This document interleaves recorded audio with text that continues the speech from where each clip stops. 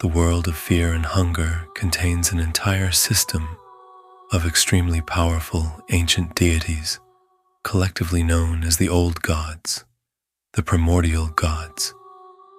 These are the oldest beings in the universe, born at the dawn of time. Each old god represents a fundamental and primitive concept of the universe, such as destruction, love, nature, or darkness, and each is worshipped individually by different cults, rather than through a single unified religion. In the earliest ages, the old gods were physically present, guiding and being worshipped by mortals. However, after countless mistakes and sins committed by humanity, most of the ancient gods grew disappointed and chose to abandon the world. They fell into slumber or retreated into the sacred realm deep within the void, leaving humankind to destroy itself. Even so, the ideas and influence of the old gods cannot be extinguished. Their traces and the cults that worship them still exist everywhere, wielding power so great that no mortal dares to confront them. As one in-game text writes, once a primordial idea or inspiration has taken form, it cannot be extinguished. In other words, destroying an old god is impossible, just as humans cannot kill a cosmic idea. Fanatical followers believe that the old gods are immortal, while skeptics claim such statements are merely excuses for their decline. Whatever the truth may be, we cannot deny that the power of the old gods far surpasses mortal understanding. Even as mere remnants of energy, a single glimpse of their traces is enough to dissolve the mind or body of any ordinary being. There has never been any evidence of someone daring to challenge an ancient god and surviving, nor any record of mortals being able to cause even the slightest harm to them. The old gods, along with the beings considered to be on their level, are symbolized by 10 ancient runes on an astronomical clock located in the Prehevel Museum. However, only 5 old gods have officially appeared in the game so far: GRO-GOROTH, SYLVIAN, the god of the depths, RHER, and VINUSHKA. Each of these primordial deities has its own cult, rituals, and form of worship within the game world. With that context, to understand the old god system, we will explore each of the major ancient gods recorded in the game, including their origins, symbolism, their connections to other entities, and their position within the complex structure of the fear and hunger universe.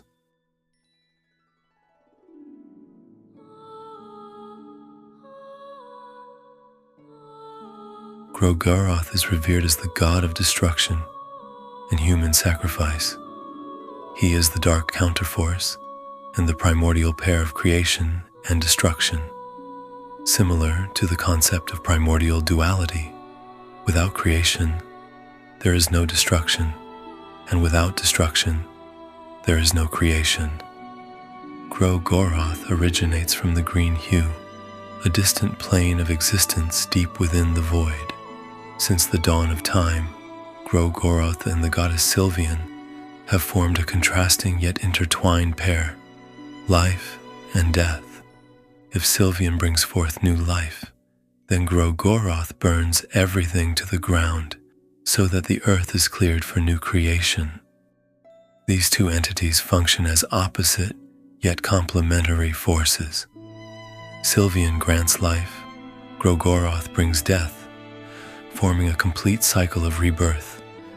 According to legend, it was the union between SYLVIAN and GRO-GOROTH that gave birth to their child VINUSHKA, the god of nature. This mirrors the idea of two opposing elements, combining to create a balanced intermediary. In the skin Bible of GRO-GOROTH, the priest Enki describes how humans foolishly associate destruction with evil, when in truth it is a necessity, for there is no room for the new unless the old is burned away. The destruction symbolized by GRO-GOROTH does not arise from personal hatred or malicious intent. It exists as a pure force, not directed at anyone in particular, a cosmic fire that indiscriminately clears away stagnation to make way for transformation. According to this scripture, humans fear destruction only because they cling to stability and dread change, even though change is inevitable, just like the nature of GRO-GOROTH. This brutal philosophy turns GRO-GOROTH into a deity who is terrifying, yet indispensable in the cycle of life and death. One notable detail is that GRO-GOROTH is far more curious than the other gods. To experience life and understand fear, GRO-GOROTH even dons the flesh of mortals, both male and female, wandering among humans in disguise, observing them. Some believe that GRO-GOROTH still roams among humankind, hiding behind human skin and dangling corpses, even as his influence gradually fades. There are also theories suggesting that GRO-GOROTH played a significant role in the birth and ascension of RHER, a hypothesis supported by several points I previously discussed in the analysis video about RHER on the channel. When he was still widely worshipped, GRO-GOROTH granted humanity the knowledge of blood magic. Most spells associated with him, such as hurting or black orb, are dark magic used for offense and inflicting harm. In return, humans had to continuously offer living sacrifices in GRO-GOROTH's name to maintain their covenant with him.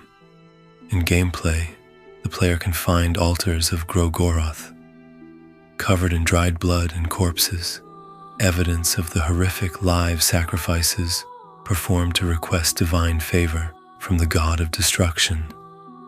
To demonstrate loyalty to GRO-GOROTH, cultists must be willing to sacrifice even their fellow humans. There are also barbaric sects, such as the Wolf Mask cult, where followers mutilate their own bodies and consume their own flesh as offerings to the god of annihilation. In exchange, GRO-GOROTH grants his devotees immense yet corrupting power. For example, the Black Witches and the Yellow Mages in the game are all fanatics devoted to him, gaining great magical ability at the cost of their bodies becoming twisted and deformed. The rune symbol of GRO-GOROTH depicts the image of a solar eclipse with two overlapping circles that evoke the visions of the sun being consumed by darkness. This symbol appears on the reverse side of the in-game coin and on the eclipse talisman. It maybe represents darkness overwhelming light, a direct metaphor for the destructive role of this god. It may also contain deeper meanings that we will spend time analyzing in other videos. Throughout history, ever since humanity claimed Mahabre, the city of the gods, most of the old gods, including GRO-GOROTH, gradually abandoned the human world out of disgust for the selfishness and ambition of humankind. Humans could not comprehend the purity and beauty of the primordial ideas that the gods embodied, and each person twisted these concepts in their own distorted way. GRO-GOROTH despised humanity so deeply that he severed all ties with mortals long ago. As a consequence, the blood magic he once bestowed upon mankind faded as his divine presence grew weaker. Even so, as mentioned earlier, rumors suggest he has not vanished completely, but is merely hiding. In Fear and Hunger 1, players can even encounter the traces of GRO-GOROTH, a shell believed to be what remained after GRO-GOROTH shed his corporeal form and abandoned humanity.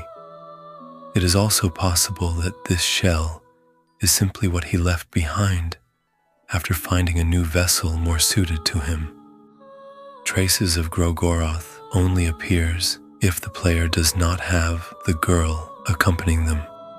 It serves as the final boss of Ending B, taking place at the Altar of Darkness in the deepest area of the dungeon.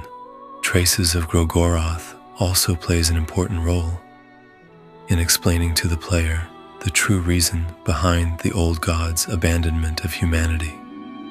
At the same time, it reveals how terrifying the true form and power of the old gods really are. Simply by allowing the player to witness his actual appearance, the shock is so overwhelming that the functions of the human body immediately collapse. The player's mind and body overload with horror, and the result is instant death. From the perspective of symbolism and psychoanalysis, the balance and duality between SYLVIAN and GRO-GOROTH are often compared to Plato's forms of Eros and Thanatos. Without desire, there is no creation. Without death, life cannot continue. The triad of SYLVIAN, GRO-GOROTH, and VINUSHKA even evokes parallels to the Trimurti in Hinduism. If SYLVIAN is seen as Brahma, creation, GRO-GOROTH as Shiva, destruction, then VINUSHKA, the nature deity who mediates between the two, corresponds to Vishnu, preservation. Apart from SYLVIAN, GRO-GOROTH is rarely referenced in connection with other old gods, likely because he has grown weary and has faded from the human world by the time the events of the game occur.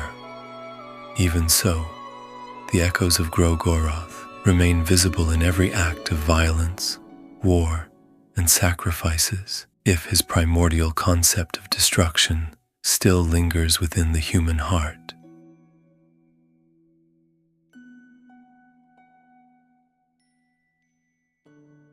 SYLVIAN is revered as the goddess of love and fertility. She is most deeply intertwined with GRO-GOROTH, the two poles of the cycle of life and death. They are both complementary and opposing. SYLVIAN grants life and intimacy, while GRO-GOROTH takes life away and spreads terror. In a symbolic sense, these two gods love each other, for love and death are bound together in an eternal cosmic dance, the dance macabre of creation. Their child, VINUSHKA, is the result of this union of opposites, a nature deity who can both nurture like Mother SYLVIAN and destroy like Father GRO-GOROTH. SYLVIAN is the great mother goddess of the world. According to legend, at the dawn of time, SYLVIAN, in her role as the sacred mother, shaped humankind according to an ideal image of herself.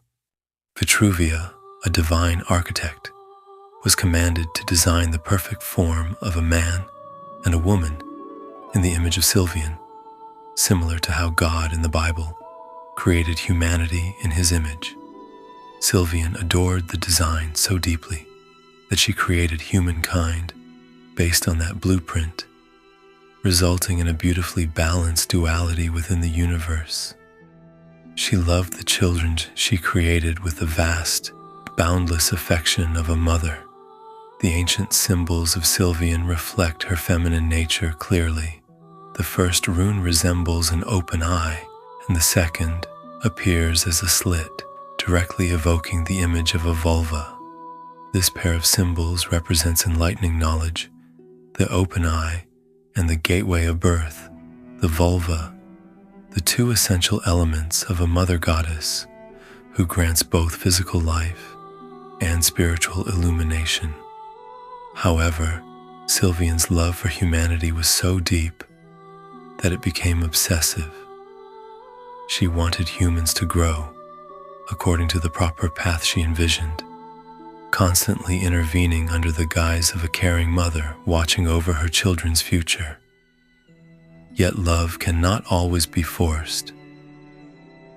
Over time, SYLVIAN painfully realized that her children could never return her love with equal devotion. Humans would never worship or adore her with the same intensity that she felt for them. This disappointment twisted Sylvian's love into something warped and possessive. The Skin Bible of Sylvian recounts that Sylvian decided to reshape humanity according to her own will. She granted humanity the gift of forbidden love magic, also poetically known as flower magic. This seductive magic planted raw desire and frenzied lust in the hearts of mortals. As a result, for a period in history, humanity descended into a frenzy of carnal ecstasy, described as a sea of naked bodies joined together in celebratory union, wasting their days in collective delirium. That era of madness was likely Sylvian's desperate attempt to bend humanity to the mother's will, using desire as a chain to bind humans to one another and, ultimately, to herself. Yet this forced and worldly form of love only highlighted her helplessness and sorrow as a deity whose affection was ignored by her own children. As the goddess of love and fertility, Sylvian desired only that men and women unite in her name. However, the love Sylvian intended was interpreted differently by each person. Some understood it in the ordinary sense of marriage and intimacy, while others took it to horrifying extremes. For example, they created the ritual known as the marriage of flesh, where 2 or 3 bodies merge into one sacred bond in the most literal sense. The result was the birth of grotesque creatures sewn from living flesh, a twisted form of unity, mirroring Sylvian's distorted image. The flower magic bestowed by Sylvian can manifest as a gentle healing whisper, but it can also take the form of necrophilic rituals that create demonic offspring. Some who possess a strong connection to Sylvian or to her child VINUSHKA can even plant the monstrous brain flower by placing its seed inside a corpse. These are all forms of deranged magic, recorded in the various Skin Bibles dedicated to Sylvian. It is said that abusing Sylvian's healing arts slowly erodes the user's mind, a price paid for the grace of the goddess of love. Sylvian is often depicted in overtly fertile imagery. For example, the work Studies of Sylvian portrays her with a phallic-shaped head and multiple female breasts along her body. The rabbit is considered Sylvian's sacred animal, as rabbits are known for exceptional fertility and symbolize abundant reproduction. Because of this, a secret cult devoted to Sylvian, known as the Bunny Mask, uses rabbit masks and regularly conducts collective orgy rituals within hidden sanctuaries to venerate the goddess. These fanatics believe that communal carnal ecstasy is a sacred act offered to Sylvian. Although society condemns their rites as immoral and depraved, the Bunny Mask cult has continued to exist in secret. In the capital city of Przeworsk in Bohemia, there is a square named after Sylvian, and the largest brothel in the city once stood there before being shut down in the early 20th century in an effort to suppress human desire. This detail illustrates how the Orthodox Church attempted to suppress fertility religions associated with Sylvian, viewing them as obscene heresy. Nevertheless, in modern times, Sylvian's cultural presence persists as a form of folk belief. For instance, at the University of Bremen, there remains an ethnology department that studies Sylvian as an ancient fertility myth, showing that she survives more through legend than active worship. In the first Fear and Hunger game, Sylvian does not appear directly. The player can only encounter the traces of Sylvian, a remaining manifestation of her, in a hidden game mode, hard mode. The traces of Sylvian reside in the void, the boundary region that touches the green hue, guarding the entrance. The traces emerge from a veil of green mist and attack with overwhelming power. Her massive tentacles can strike down and paralyze the player, assaulting both the body and the mind. Sylvian's form is nearly invulnerable to ordinary damage, and this confrontation is considered one of the most difficult challenges in the game. It is nearly impossible for the player to engage in direct combat with an ancient deity whose strength rivals that of the creator of humanity. The traces of Sylvian also possess an attack called color from the unknown, which causes the victim's mind to disintegrate. This is clearly inspired by Lovecraft's horror story, The Color Out of Space. As with GRO-GOROTH, the traces of Sylvian do not fall completely in defeat. They withdraw only after testing the player, not because they have been truly overcome. By the time of Termina, Sylvian survives only in fragments of cultural memory. Within the Almere Church, we can find statues of her figures that common people believe to be saintly icons. In truth, they depict a sorrowful Sylvian shrouded beneath a veil, her face concealed beneath the cloth, symbolizing the absence of the goddess.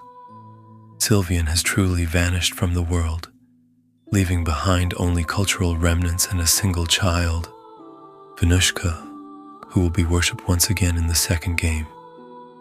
Sylvian, like GRO-GOROTH, is believed to originate from the green hue. Folklore tells that Sylvian abandoned humankind long ago, perhaps after realizing in despair that humans could never love her in the way she loved them. The broken heart of a goddess of love may have compelled her to turn away from the very world she created. In the game, players can collect the skin Bible of Sylvian, an item that allows them to carve the mark of Sylvian, raising the otherworldly protection of its wielder. Even without her presence, Sylvian's legacy remains deeply embedded in the instincts of love and reproduction across all living beings. It is even rumored that she stands behind certain healing traditions, such as the Vitruvia cult, which maintains the practice of organ offering, sacrificing internal organs to Vitruvia, the being who sculpted humanity for Sylvian in hopes of receiving healing. This implies a belief that Sylvian still listens through her intermediaries and can physically intervene, offering healing to humans if the proper rites are performed. From the perspective of symbolism and psychoanalysis, Sylvian is the embodiment of the primordial maternal archetype, what Jung called the Great Mother archetype. She encompasses both opposing aspects of the mother, the nurturing, compassionate side that gives life and protection, and the harsh, devouring side that emerges when love becomes extreme control. The image of Sylvian, forcing all humanity into carnal frenzy to make them love her, is the expression of the terrible mother in mythology, a mother who suffocates her children's freedom in the name of affection.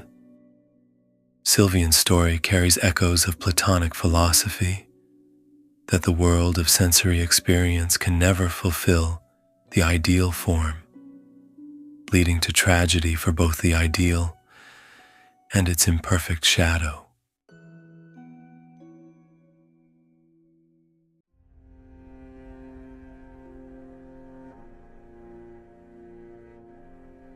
The god of the depths is a distinctive old god, far less widely known than GRO-GOROTH or Sylvian. As the name suggests, this ancient deity is associated with the endless darkness of the deep and with primordial revulsion. Unlike many other gods whose forms are often ambiguous or symbolic, the god of the depths manifests clearly in the physical world.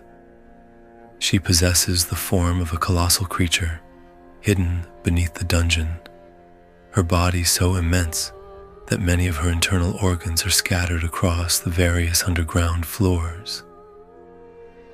That massive body is, in fact, the very structure of the Fear and Hunger dungeon itself. As players explore the mysterious labyrinth, they are truly walking upon the flesh of the god of the depths, a living being said to constantly shift the layout of the maze to challenge intruders. In the game, the mouth of the god appears like a gate to the underworld, and when the player steps beyond the lips of this monstrous maw, they enter the gauntlet, the final trial, at the very bottom of the dungeon. This sequence functions as the symbolic boss encounter, representing the challenge imposed by the god of the depths. The colossal mouth of the god of the depths is described as a gigantic head growing out of a rock wall, with a mouth capable of opening wide enough to swallow any fool who dares approach. The design of this god was inspired by the wreck of the USS Saratoga, lying in the ocean floor, where the bow of the ship contains a frightening circular breach that resembles the maw of a sea monster. The rune symbol of the god of the depths resembles a reversed R, a simple yet deeply enigmatic mark. The letter R is very likely inspired by the Norse rune RHER, represents the ordered path through chaos, the flowing current that guides the cosmos. However, in the symbol of the god of the depths, this rune is inverted, conveying the opposite meaning: loss of direction, falling off one's path, descending into the abyss, slipping away from cosmic order. Using an inverted RHER as the sigil is entirely fitting, as it symbolizes the downward journey into the depths, into the subconscious, and into raw chaos. It is an image perfectly aligned with the themes and nature of this deity within Fear and Hunger. The god of the depths is a deity seldom known or widely worshipped by humans. Historical notes describe it as being venerated by those at the bottom of society, the ones abandoned in darkness. These include lowly creatures such as insects, worms, and cave-dwelling beings with eroded minds who obey blindly, like the cave dwellers, the mumblers, or the cockroach king in the game. These low-born creatures wander aimlessly, fulfilling their predetermined purpose within the dungeon in service of their god. As Ragnvaldr notes, the god of the depths is worshipped by those who are forgotten and cast away. And indeed, the deity's followers seem to lack all self-awareness. Their intelligence is extremely low, and they simply repeat preset tasks like soulless biological machines. The image of mindless insects and burrowing creatures carries deep symbolic meaning. The god of the depths rules over the unconscious, over buried ignorance and primal revulsion. Even so, historical traces show that humans once worshipped the god of the depths as well. There existed a mysterious sect known as the Hermit Mages of the South, reclusive figures capable of enchanting rings with the life force of others. They regarded the god of the depths as the highest divinity, though details of the sect remain obscure. Folklore also speaks of the Maiden of the Depths, a young woman chosen to be the bride of this god. But union between a cosmic-level divine being and a human is impossible. In a desperate attempt to bridge the mortal world with the divine realm, whether out of love or devotion, the Maiden of the Depths merged herself with the Tree of the Depths, located within the Dungeon of Fear and Hunger. The Tree of the Depths acts as a conduit connecting the dungeon to the thicket, symbolizing the maiden's attempt to unite two realms and reach the love she worshipped. However, this act may not have been solely her own. The god of the depths might also have used divine power in an attempt to take form in the physical world. Although partially successful, the result was a colossal dying body, whose internal organs lie scattered across the deeper levels of the dungeon. The heart of this god is encased by the roots of the maiden herself, an expression of love or sacrifice. While the story is rich in emotion and symbolism, we must be cautious when assigning human feelings to a divine entity. It is entirely possible that this was a sacrificial ritual in which the chosen bride transformed her own body into the binding substance preventing the gateway between worlds from collapsing.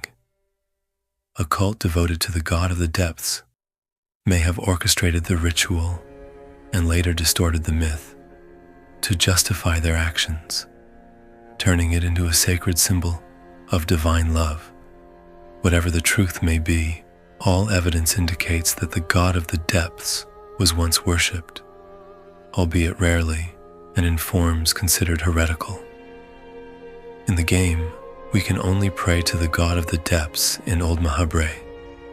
Notably, unlike other old gods who have multiple altars scattered across the world, there is only a single place where one can offer prayer to the god of the depths. This implies that the deity's cult has almost completely faded over time. If the player completes the task assigned by the Cockroach King in the dungeon, they receive the skill mastery over insects, which allows them to communicate with and command insects. This ability is characteristic of the god of the depths. The deity also grants a few minor offensive spells that use insects and small creatures as servants, although overall, this god's spell set is limited and comparatively weaker than that of other old gods. As compensation, worshipping God of the Depths allows the player to obtain the Cube of the Depths, a cubic artifact that serves as a key to access the city of Mahabharata. This suggests that the abyssal deity serves as a guardian of the gateway between worlds. Anyone seeking to encounter the ancient gods must first endure the labyrinthine trials shaped by the god of the depths and use the deity's cube to cross into another plane. From scattered dialogue and written records, it can be inferred that the god of the depths embodies the concept of revulsion and eternal, inescapable darkness. It represents the primal fear humans feel toward what lurks in the bottomless pit, much like the instinctive disgust stirred by insects burrowing into corpses. Eternal darkness can be understood both literally, as the lightless dungeon and its endless maze, and metaphorically, as the psychological state of hopelessness. This deity governs the structure of the fear and hunger dungeon itself. The endlessly shifting corridors and illogical paths serve as trials for mortals, and perhaps as safeguards to prevent anyone from easily reaching the deepest layers. In other words, the god of the depths functions as an architect of despair, shaping an environment in which humans gradually lose all sense of direction, while their will erodes under nameless horror. In its worship, this deity appears more pragmatic than others. Rather than demanding prayers or sacrifices, it grants blessings and spells to those who assist its insect servants. The fate of the god of the depths is tied to a major turning point in the narrative. The deity is believed to have been killed in 1590, or more accurately, the god's body was used as a cocoon to give birth to a new divine being. This moment coincides with the events of the first game, Fear and Hunger, set in the year 1590, when 4 human adventurers, including the protagonist, infiltrate the dungeon. They destroy all 3 hearts of the god of the depths, which are hidden throughout the deeper layers of the structure. Once the 3 hearts are destroyed, the god of the depths writhes and dies, opening its mouth to reveal the path to the gauntlet at the very bottom. There, the protagonist finds the heart of darkness, where humanity witnesses the birth of a newly ascended god. The god of fear and hunger emerges from the body of the god of the depths, or more precisely, from the cocoon that nourished the new human deity. In theory, old gods are indestructible concepts and therefore can never truly die. As a result, a fragment of the essence of the god of the depths continues to exist within the newly born god of fear and hunger. This is symbolically represented through the god's emblem, which is formed by mirroring the rune of the god of the depths into a symmetrical shape. After this event, the era of the new gods and ascended gods begins. In Termina, it is revealed that a few beekeepers, the last remaining followers, still survive. They continue venerating the lingering remnants of the god of the depths by raising insects, serving as a faint trace of the deity's former influence. Regarding its relationship with other gods, the god of the depths is surrounded by very little information. There are no explicit records of lineage ties or direct conflict with other old gods. Many theories speculate about the deity's connection to others, especially GRO-GOROTH, such as the appearance of its rune in GRO-GOROTH scripture, or the suggestion that GRO-GOROTH's remnants lie deep within its body. Whatever the truth may be, the role of the god of the depths in the narrative appears to be that of a guardian of boundaries and the cradle that gives birth to a new deity. From a symbolic perspective, the god of the depths clearly represents the deepest layer of the collective unconscious. In Jungian psychology, this would correspond to the shadow, the part of humanity buried beneath conscious awareness. The god of the depths embodies primal fear and the disgust directed toward the hidden aspects of the self, the inner darkness that humanity tries to deny.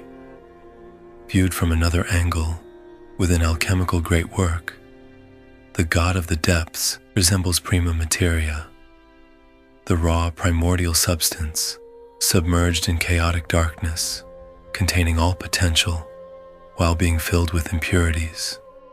The death of this deity at the hands of humans can be interpreted as the completion of the nigredo stage, where the blackened material decays and becomes ready for a new crystallization, which in this case is the birth of the god of fear and hunger. This opens the door to further compelling theories surrounding this deity, which we will explore in another video.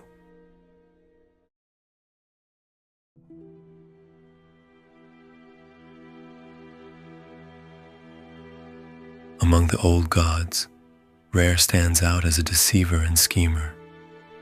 He is known by several titles such as Trickster God and Moon God, both referring to his dual nature and his close connection to the moon in the sky. RHER is the deity of trickery, deception, madness, and dreamlike visions.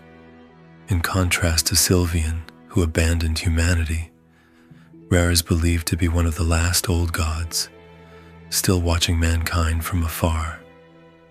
However, his attention does not stem from affection, but from divine jealousy and arrogance.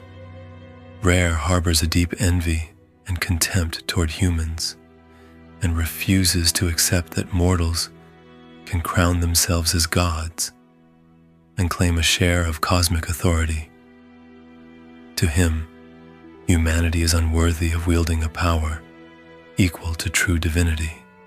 He is enraged by the sight of the old cosmic order being replaced by a human-made one, where mortals parade around with the title of God in a mockery of the universe's rightful hierarchy.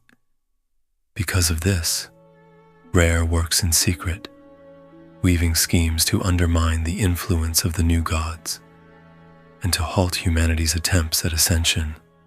RHER's primary methods rely on intermediaries. Both Pocket Cat and the Lady of Moon serve him with the purpose of hunting and killing children from an early age. The goal is to eliminate any potential vessels who might one day ascend to godhood.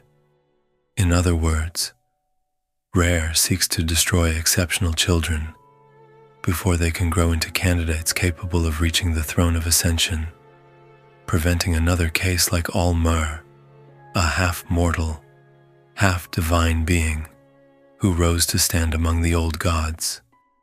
However, this plan of RHER was disrupted in the year 1590. Nilvan, the Endless One, a new god representing humanity's infinite potential, fully understood RHER's intentions. She secretly bore a daughter with the prophesied one, Lagarde, to deceive him. Ultimately, as we know, the child was brought by a hero to the altar of darkness, where she ascended into the god of fear and hunger. This event fell outside RHER's calculations, resulting in the birth of another hybrid deity with the power to rival the old gods. Many interpret this as a failure on RHER's part, though it is also possible that everything still lies within a far grander scheme devised by the moon god, whose layers of cunning are beyond mortal comprehension. RHER prefers to manipulate the world through schemes subtle and unpredictable. According to RHER's Skin Bible, he is the god of the mad, and the radiance of RHER's moon can drive mortals into insanity. Those who carve his sigil onto their faces gain heightened intellect and perception through the so-called true light of RHER, yet they also fall easily into the trap of distorted knowledge shaped by his influence. Ancient texts also describe RHER as the bringer of false truths, a deceiver who leads humanity into delusion and self-deception. The rune symbol of RHER is depicted as 3 interlocking circles, 2 above 1. Inside the upper right circle lies a horizontal omega symbol with a dot at its center. When illustrated, the 3 circles overlap to evoke the phases of a waning moon, while the dot and omega resemble an eye peering from above. This symbolizes RHER's constant presence and his ability to observe while remaining hidden in plain sight, especially through the moon, hanging silently in the sky, which few suspect to be the physical form of the trickster god. The Skin Bible of RHER states that by merely looking up at the night sky, one can see him sleeping and lurking in broad daylight. This only deepens the mystery and inscrutability surrounding RHER, whose undeniable presence frustrates the new gods, as they cannot discern his schemes, yet are unable to ignore his looming existence. RHER's manifested form during confrontation is described as bizarre, a floating mass of blinding light, surrounded by 2 circular halos made of countless rotating eyes. This design is often compared to the Ophanim, the eye-covered angelic wheels from biblical imagery. Such a form reinforces RHER's identity as the one who forever watches over the mortal world, the ever-watching God. In the game, whenever the player character closes their eyes to sleep, RHER, or at least an imprint of his power, appears in the sky, observing them, even though direct interaction is impossible. RHER grants the world his mysterious moonlight. It is said that RHER's light reveals the truth beneath the filth of earthly existence. In other words, RHER exposes the hidden wickedness dwelling within human nature. Under his moonlight, Madness and grotesque truths are laid bare, often beyond what mortal minds can withstand, driving people into delirium or transforming them into twisted beings. However, the nature of this so-called truth remains contentious. As we know, RHER is the god of deception. In some cases, his light reflects the darker side of the soul. In others, it reflects what the individual fears, despises, or refuses to face. RHER disguises this deceptive illumination as a revelation of the world's true nature, claiming that whatever it touches is the genuine truth. By the late 16th century, in the year 1590, with all mer gone and the new gods weakening, RHER chose to intervene more aggressively.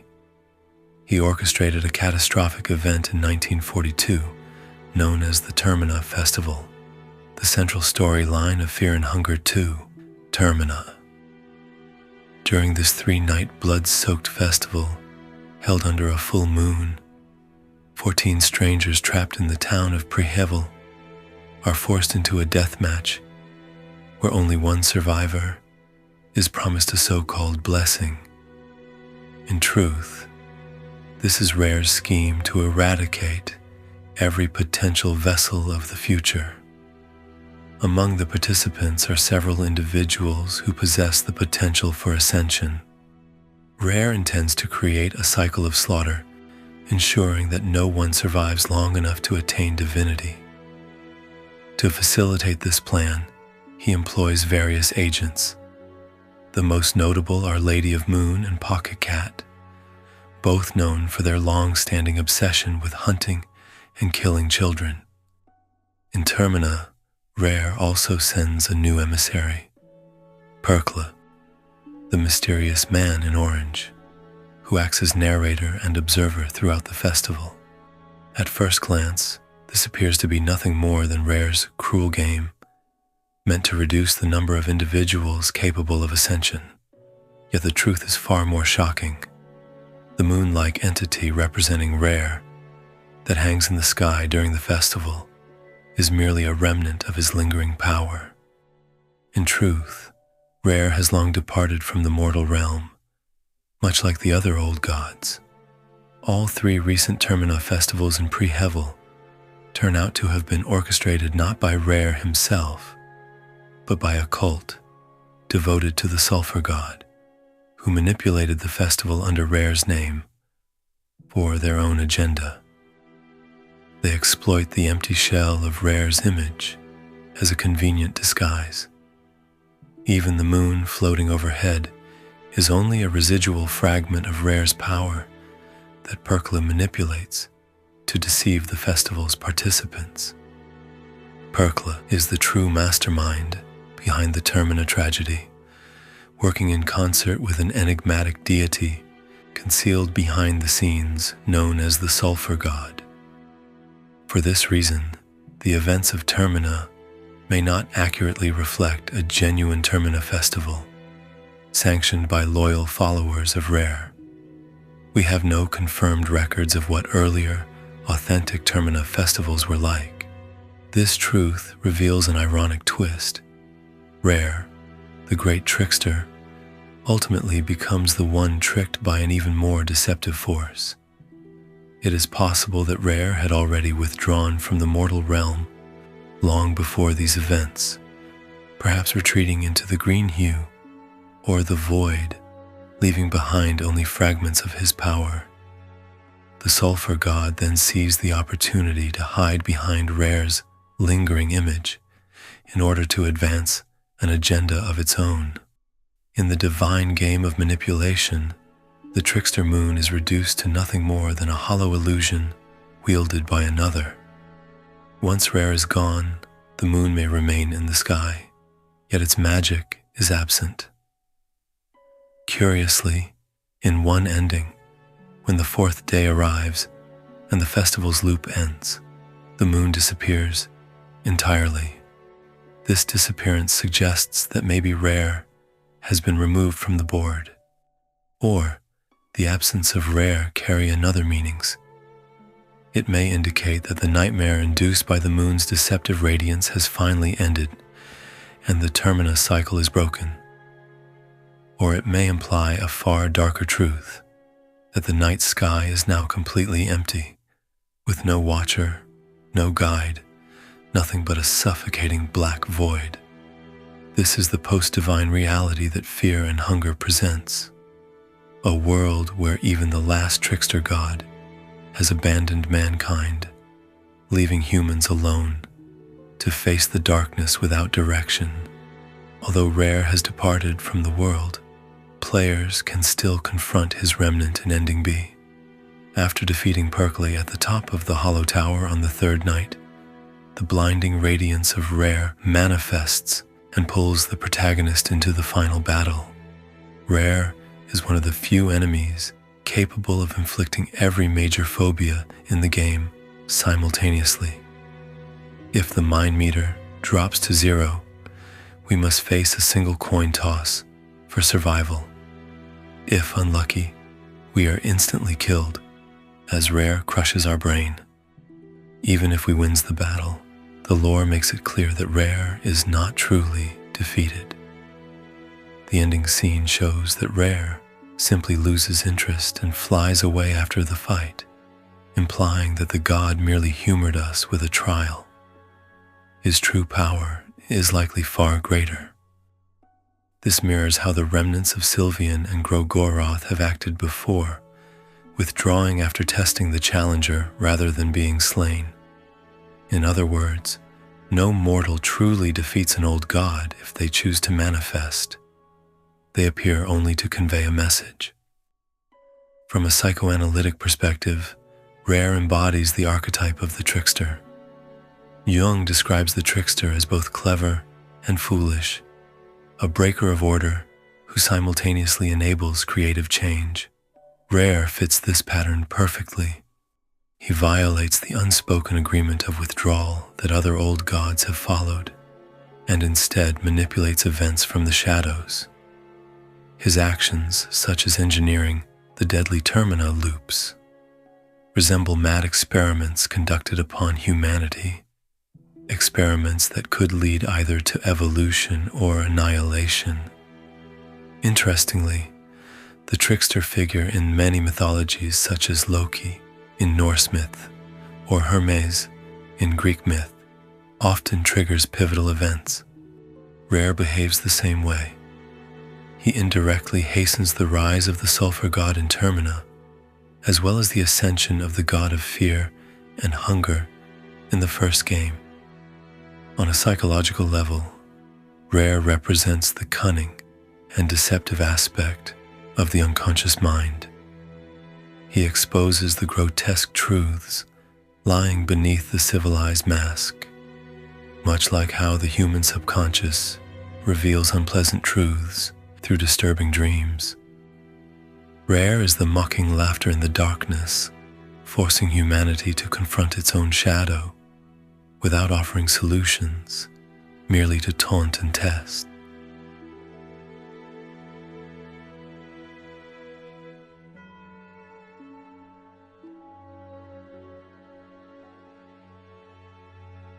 VINUSHKA is the unique offspring of two opposing old gods, the child of SYLVIAN, the force of creative love, and GRO-GOROTH, the embodiment of brutal destruction.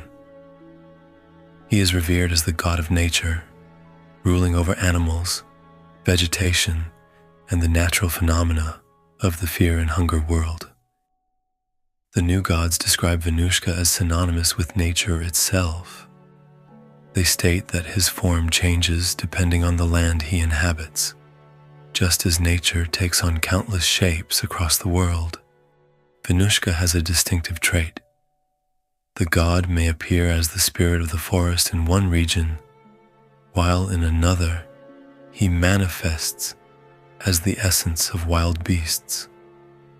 This reflects the constantly shifting character of nature, at times erupting with volcanic fury, and at others as gentle as a calm grassland.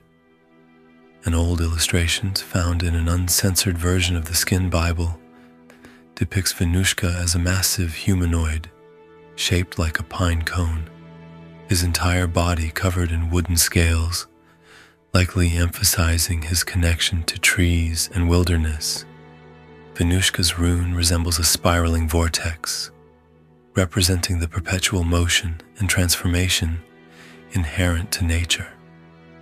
Like a storm, nature both nurtures and destroys, and the symbol reinforces that VINUSHKA is neither benevolent nor malevolent. He is neutral and wild, acting according to the balance of the ecosystem rather than any moral code.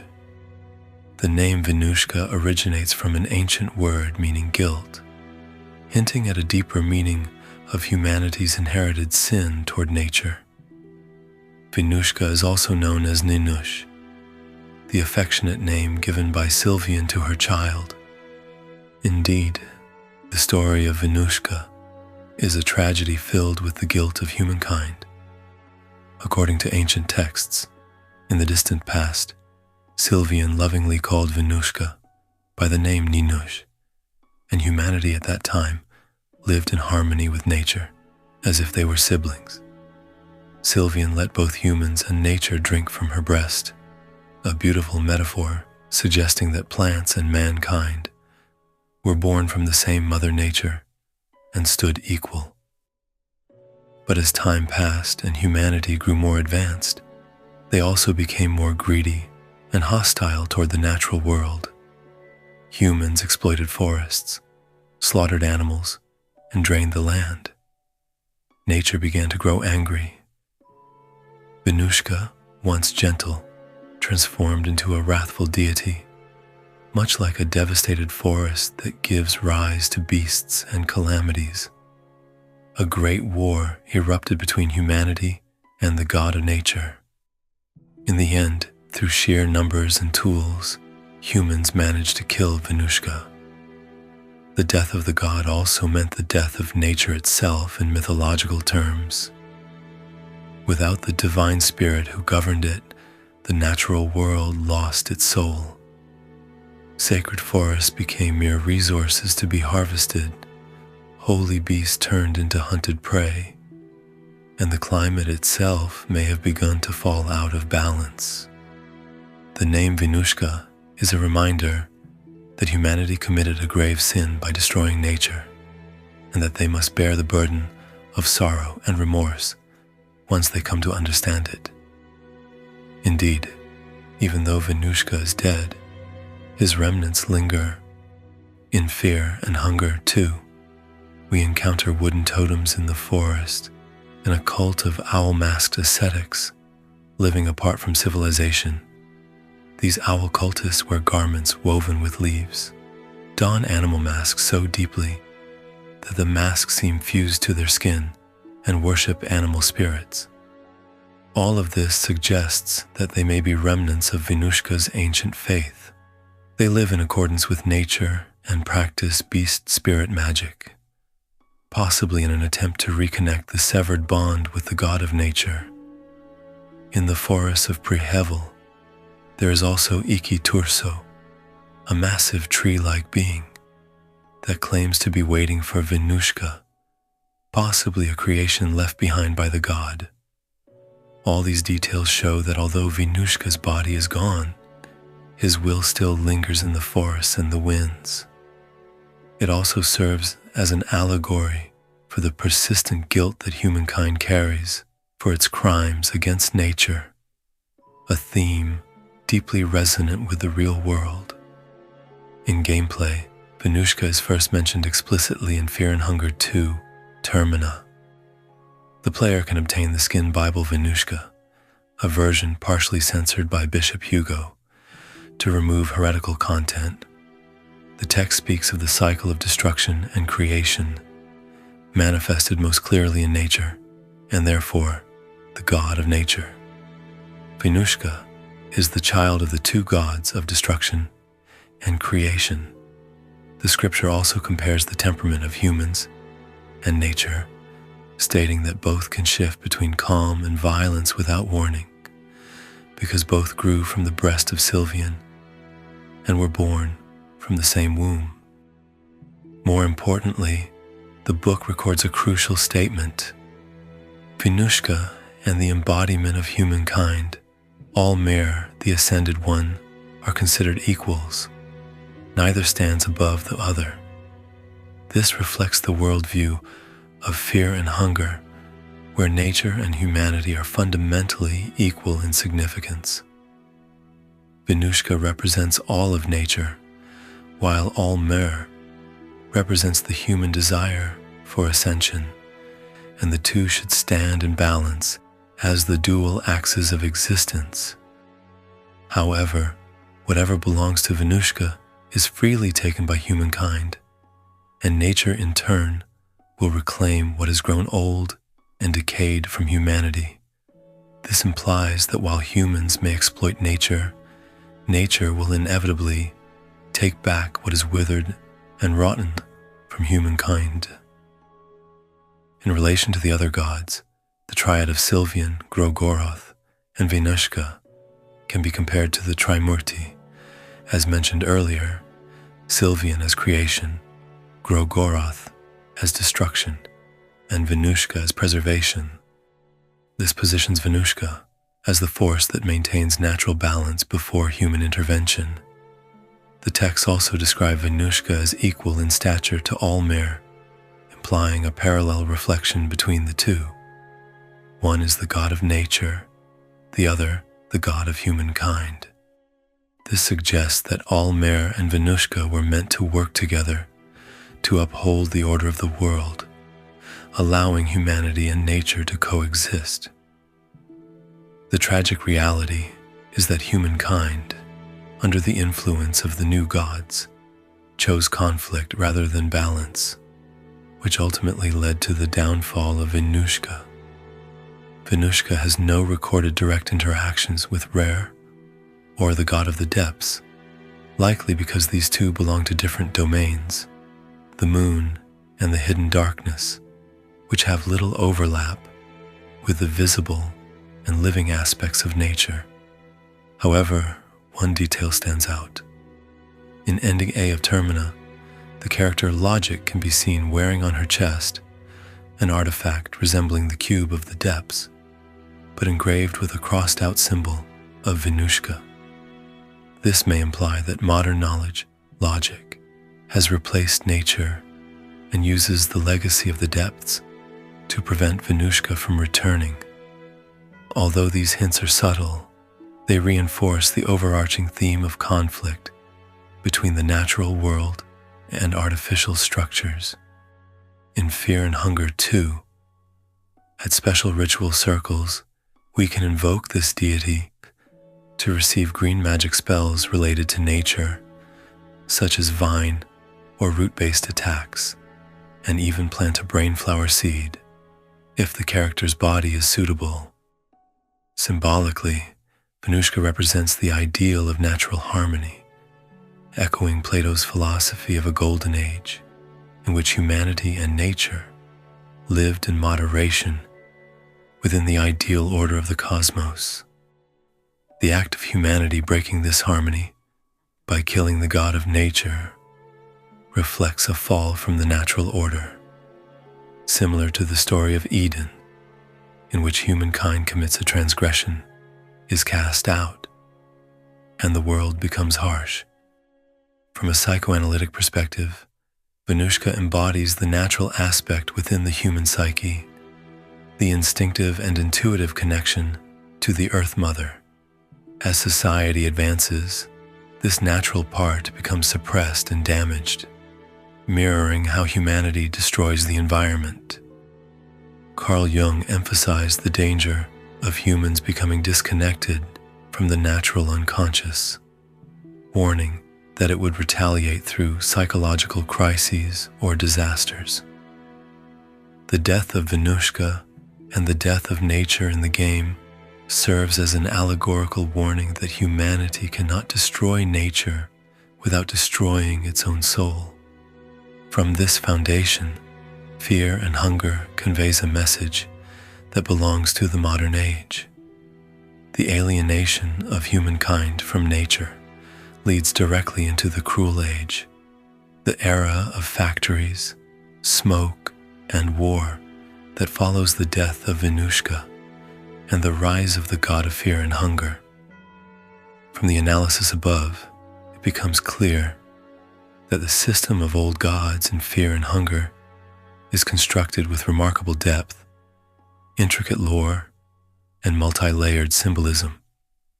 Related entities such as the god of fear and hunger or the sulfur god add further unique fragments, illustrating how humanity's attempt to create its own gods unfolds in parallel with the decline of the ancient divine order. Fear and hunger has constructed a unique, grim, and captivating mythological universe. What fascinates the community is the layered meaning behind each deity, rune, and ritual. Every player may form their own interpretation. There is no absolute truth imposed, which aligns perfectly with the game's tone of bleak ambiguity. One thing, however, is certain. The old gods will never fully disappear as long as humanity remembers and invokes their names. They are woven into the fabric of the universe itself, primal, eternal, and dwelling somewhere in the shadowed corners of the human soul.